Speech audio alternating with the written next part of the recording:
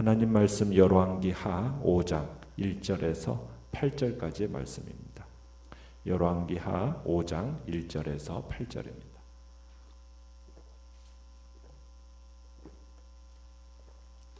우리 한 목소리로 같이 읽겠습니다. 열왕기하 5장 1절에서 8절입니다. 시작. 아람 왕의 군대 장관 나아만은 그의 주인 앞에서 크고 존귀한 자니 이는 여호와께서 전에 그에게 아람을 구원하게 하셨습니다. 그는 큰 용사이나 나병 환자더라. 전에 아람 사람이 떼를 지어 나가서 이스라엘 땅에서 어린 소녀 하나를 사로잡음에 그가 나아만의 아내에게 수종들더니 그의 여주인에게 이르되 우리 주인이 사마리아에 계신 선지자 앞에 계셨으면 좋겠나이다. 그가 그 나병을 고치리이다 하는지라. 나아만이 들어가서 그의 주인께 아뢰어 이르되 이스라엘 땅에서 온 소녀의 말이 이러이러하더이다 하니 아람 왕이 이르되 갈지어다. 이제 내가 이스라엘 왕에게 그를 보내리라 하더라. 나아만이 곧 떠날새 은 10달란트와 금 6,000개와 의복 10벌을 가지고 가서 이스라엘 왕에게 그 글을 전하니 일러스되 내가 내 신하 나아만을 당신에게 보내오니 이 글이 당신에게 이르거든 당신은 그의 나병을 고쳐주소서 하였더라. 이스라엘 왕이 그 글을 읽고 자기 옷을 찢으며 이르되 내가 그 사람을 죽이고 살리는 하나님이냐? 그가 어찌하여 사람을 내게로 보내 그의 나병을 고치라 하느냐? 너희는 깊이 생각하고 저 왕이 틈을 타서 나와 더불어 시비하려 함인 줄 알라 하니라. 하나님의 사람 엘리사가 이스라엘 왕이 자기의 옷을 찢었다 함을 듣고 왕에게 보내 이르되 왕이 어찌하여 옷을 찢었나이까? 그 사람을 내게로 오게 하소서. 그가 이스라엘 중에 선지자가 있는 줄을 알리이다 하니라. 아멘. 오늘 말씀의 제목은 담대한 소녀, 불안한 왕이라는 제목으로 말씀을 나눕니다. 지금 이 시대는 이스라엘 북쪽 국경 너머에 아람이 있었고 이 아람과 이스라엘은 불편한 관계 속에 있습니다. 아합 시대 때 이미 이 아람과 전쟁이 이 두 나라 사이에 전쟁이 있었고 이 아람과의 전쟁 속에서 아합이 목숨을 잃지 않았습니까? 그러니까 아합의 아들이 지금 왕이 된 이 여호람 시대 때 이 두 나라가 좋을 상황이 아니란 얘기입니다. 그런데 군사적으로는 이스라엘보다 아람이 한 수 위였습니다. 그래서 이스라엘은 아람에 의해서 좌지우지되는 상황이었던 겁니다. 어떻게 보면 전쟁의 외교의 주도권이 아람에게 있었던 것으로 보인다는 얘기죠. 아람이 이렇게 막강해진 데에는 한 사람이 중요한 기여를 했다라고 지금 1절에 나옵니다. 그 사람이 누구입니까?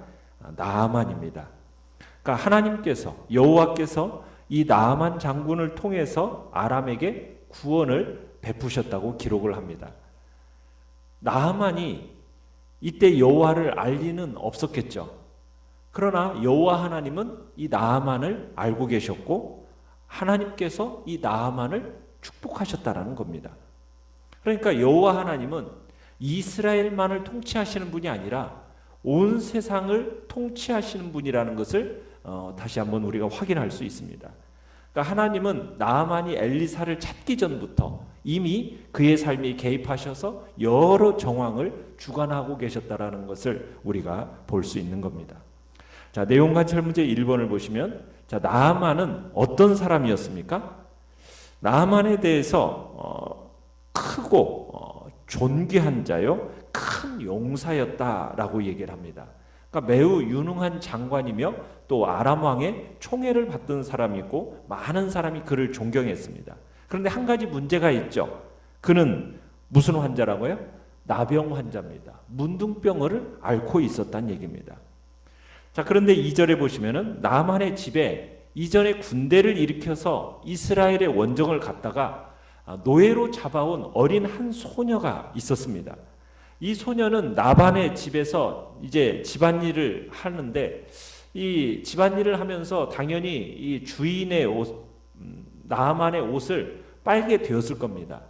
근데 빨래를 하는 과정 가운데 피와 살이 묻어 나오는 것을 아마 계속 봤던 것 같아요. 그러면서 이 소녀가 나아만이 지금 문둥병을 앓고 있다라는 사실을 알게 된 거죠.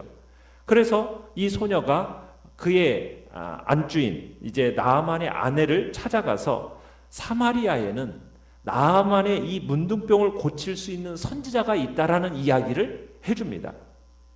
이 소녀는 엘리사에 대해서 익히 알고 있었던 것 같아요. 그래서 이 하나님의 사람인 엘리사를 생각하면서 지금 자기 주인에게 이런 말을 하고 있는 겁니다. 참 나아만과 이 소녀를 비교해 보면은 굉장히 극적으로 대조적입니다. 나아만은 아람 사람이고 이 소녀는 잡혀온 이스라엘 사람이죠. 나아만은 위대한 용사이지만 이 소녀는 어린 소녀입니다. 포로로 잡혀온 종입니다. 나아만은 그녀를 잡아온 사람이잖아요. 그리고 나아만은 어떻게 보면 왕이 아끼는 유명한 왕입니다. 그러나 이 소녀는 나아만의 아내의 시중을 드는 이름도 알려지지 않은 정말 보잘것없는 종입니다. 그러나 이 소녀에게는 뭐가 있습니까? 나아만을 치유할 수 있는 지식이 이 소녀에게는 있었던 겁니다. 자, 이 이야기를 나아만이 듣고 나더니 나아만이 병이 계속 악화가 되어서 심적으로 굉장한 극도의 불안감이 있어서인지 아니면은 물에 빠진 사람이 지푸라기라도 잡고 싶은 심정이어서 그랬는지 알 수는 없지만 나아만은 곧장 이 이야기를 듣고서는 아람 왕에게 찾아가서 그 보고를 합니다. 그러면서 이스라엘 방문을 허락받게 돼요. 참 소녀의 믿음도 대단하지만 적국까지 가서라도 자기 병을 고쳐보겠다라는 이 나아만의 용기와 결단도 참 경이롭습니다. 아람 왕이 나아만에게 편지를 써주면서 이스라엘 왕에게 보내줍니다.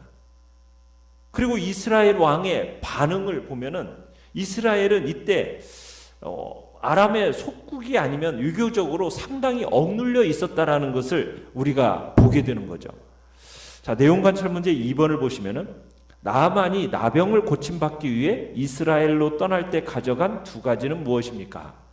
나아만은 아람 왕의 소개 편지와 많은 선물을 가지고 이스라엘을 찾아갑니다.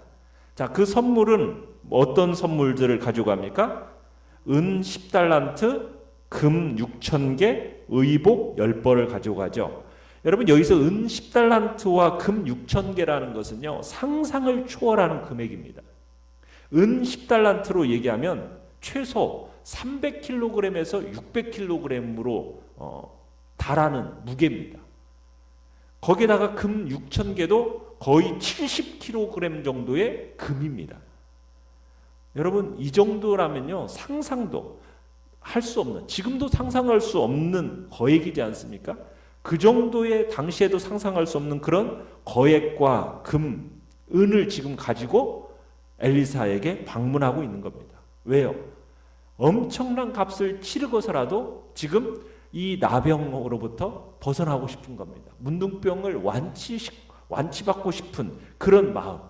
그리고 아람 왕 역시 이런 거액을 지불해서라도 자기 장군을 살리고 싶어하는 그런 마음을 표현하고 있는 거죠. 자, 연구와 묵상 문제 3번을 보시면 문제 앞에서 보인 여종 나아만, 아람 왕의 반응과 이스라엘 왕의 반응을 비교해 봅시다. 자, 이스라엘 소녀, 이 소녀인 여종은 지금 적국에 지금 전쟁의 포로로 끌려왔어요. 그럼에도 불구하고요, 여전히 사람을 죽이고 살리시는 분은 하나님이시라는 믿음을 보여주면서 오히려 원수 같은 나아만 아닙니까? 그 나아만 장군을 긍휼히 여깁니다. 자, 나아만은 어떤 사람입니까? 존귀한 신분이에요. 그럼에도 불구하고 이 비천한 여종의 말을 듣고서는 그 말을 신뢰합니다. 그리고는 행동으로 옮기면서 자신의 치유를 간절히 열망하고 있는 것을 보게 돼요. 아람 왕은요, 자기의 부활을 위해서라면 아낌없이 투자하고 있는 모습을 보여줍니다. 자, 그에 비해서 이스라엘 왕의 반응은 어떻습니까? 아람 왕의 편지를 읽고 나더니 이스라엘 왕이 어떤 반응을 보이고 있습니까? 옷을 찢으면서 당혹해합니다. 지금 아람 왕이 이스라엘을 침략할 빌미를 찾기 위해서 지금 트집을 잡고 있다라고 생각하고 있는 겁니다. 그러니까 이스라엘 왕은 불안함과 두려움에 자기 옷을 찢는, 어떻게 보면 참 비참한 모습으로 보여지고 있는 겁니다. 여러분, 이때 이스라엘 왕의 이름이 누구라고요? 여호람입니다. 여호람. 여호람은 뭐 아버지 아합과 같지는 않았어요. 그래도 온전한 믿음을 가진 사람은 아니었습니다. 그러나 그가 이 아람 왕의 편지를 받아들고서는 뭐라고 표현하냐면 7절에 내가 사람을 죽이고 살리는 하나님이냐?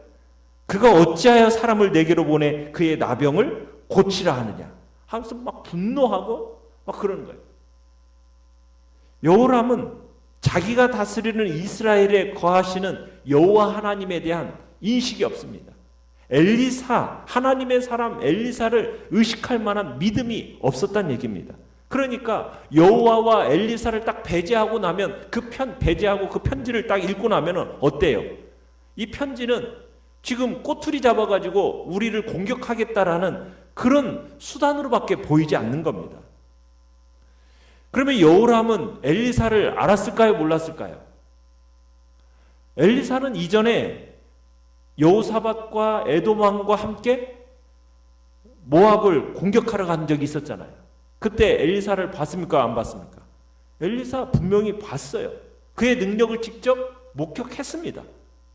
그런데 이 엘리사를 벌써 잊었는지 아니면 그를 무시하고 있는지 지금 엘리사에 대해서는 전혀 생각하고 있지 않는 거예요. 아람으로 사로잡혀간 이 소녀는 누구를 보았는데? 엘리사의 그 능력을 보았는데 정작 왕인 여호람은 이 엘리사의 능력을 전혀 보지 못하고 이 소식을 듣더니 옷을 찢으면서 난감해하고 있는 겁니다. 자, 이 소식을 들은 엘리사가 8절에 보니까 왕에게 사람을 보내서 나아만을 자기에게 보내라고 이야기합니다. 그러면서 이스라엘에 그를 치료할 수 있는 선지자가 있음을 보여주겠다라고 이야기하는 장면을 보게 됩니다. 자, 느낀 점 4번을 보시면, 자, 이방 왕이 보낸 글을 읽고 극도로 불안해하는 이스라엘 왕.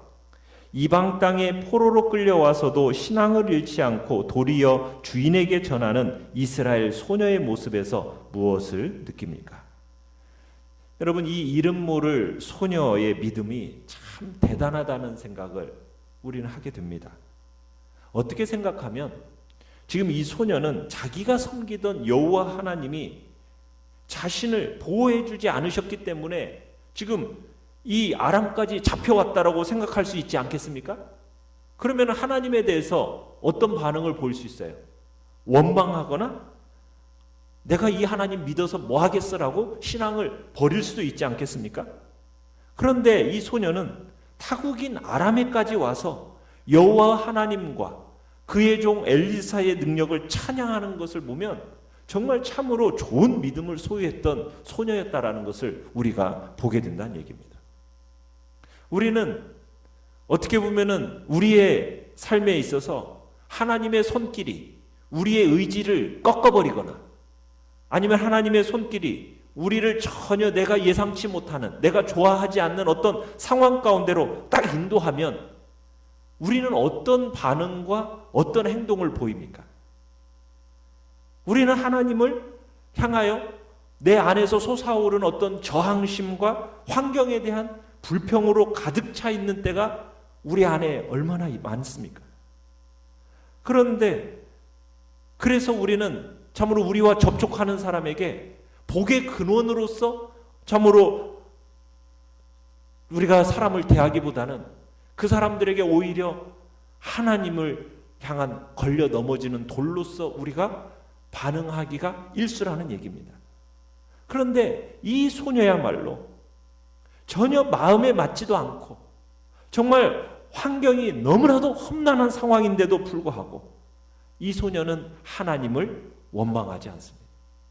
도리어 이스라엘의 하나님을 충실히 증거합니다. 그러면서 문둥병에 걸린 자신의 상전을 향해서 동정심을 가졌다는 얘기예요.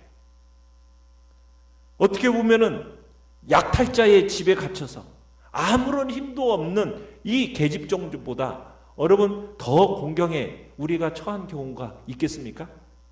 그런 경우가 없지 않습니까?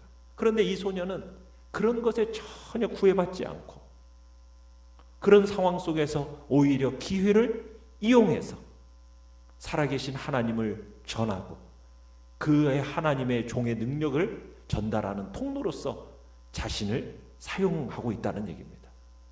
참 정말 낮고 절망적인 환경 속에 있으면서도 하나님에 대한 믿음이 대단한 여인이었다라는 것을, 소녀였다라는 것을 우리가 보게 되는 거죠.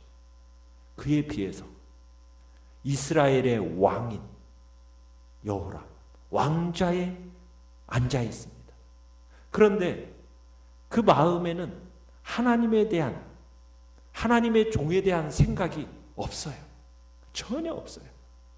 하나님께 도움을 구하는 대신에 아람 왕의 편지 속에서 자신을 해야 한다라는 어떤 위험만을 간주하고 착각을 하고서는 공포로 인해서 몸을 떨고 옷을 찢어대면서 지금 하나님을 향한 원망의 모습을 보이는 참 안타까움이 이스라엘 왕의 모습이라는 겁니다. 교만과 불신으로 지배받고 있는 이스라엘 왕.